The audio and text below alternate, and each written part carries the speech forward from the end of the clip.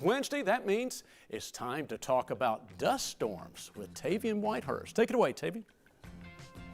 Well, you might have heard back on Monday, there was a massive dust storm that came up in central Illinois, just south of Springfield, that caused a big old pileup on the highway spanning 20 miles. Six lives were lost and over 30 people were injured. So because of that, I'm going to talk about how dust storms happen and how you can protect yourself if you end up in that kind of situation. So let's talk a little bit about the setup of how these dust storms can occur. So primarily, these dust storms are not uncommon in Illinois, but they're not as big as places like in the desert Southwest. But it is crop planting season, so there are still some open plots of land, and April was a dry month in Illinois, so there may have been a couple of barren spaces because of the below average rainfall. You combine that with the winds upwards of 45 miles per hour, that dust blows over the highway, causing a 70 car pile up and spanning over 20 miles. Visibility dropped down to 0, and multiple dust warnings have gone into effect since that moment. So you're looking at the dust composite satellite right now. You can see the dust in this bright purple as it makes this counterclockwise rotation from the low pressure system. Those winds are sending that dust right into south central Illinois,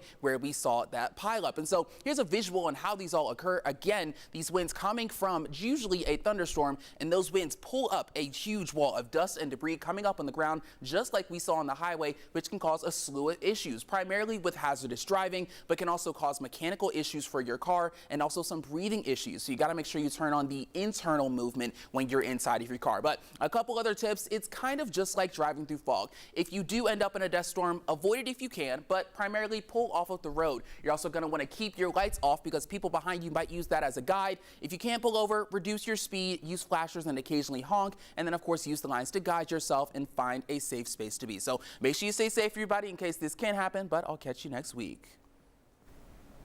Remember, you can text us your weather questions at 865-637-1010. Our weather team will answer as many as they can on Weather Wednesday.